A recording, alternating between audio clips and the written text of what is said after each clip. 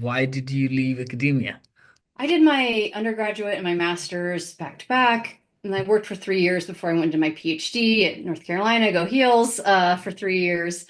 So I had a little bit of real world experience, but then once you start that PhD, it's a lot of like, okay, I can just finish this and get a job. Okay, great. I just get a job. Now can I get tenure? Okay, great. Now Yeah, I got tenure. Can I get promoted? yeah, And at each point in that, I never felt much more than relief. I mean, I did feel relief. yeah. Um, but there was nothing really drastic that Drastic. Yeah. changed other than there was more work. And more work isn't More always bad. more committees, more work to do. Yes. A lot of people call it the service dump, and I will call it that too.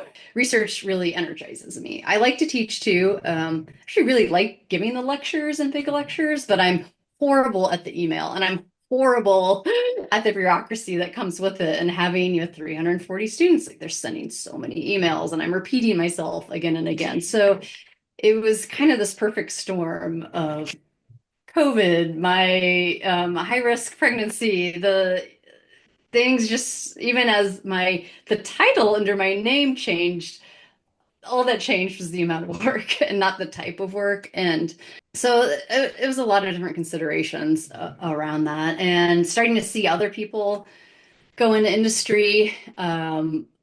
I was like, oh, I guess I could do that. I guess that is an option.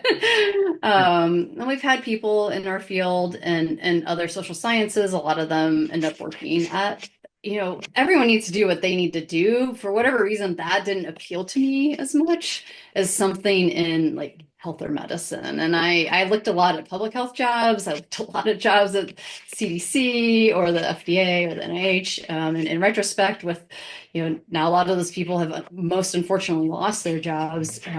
I started to realize in the last couple of years, and had me looking at industry jobs, was that I like to move. I like to go fast. I want to make a change.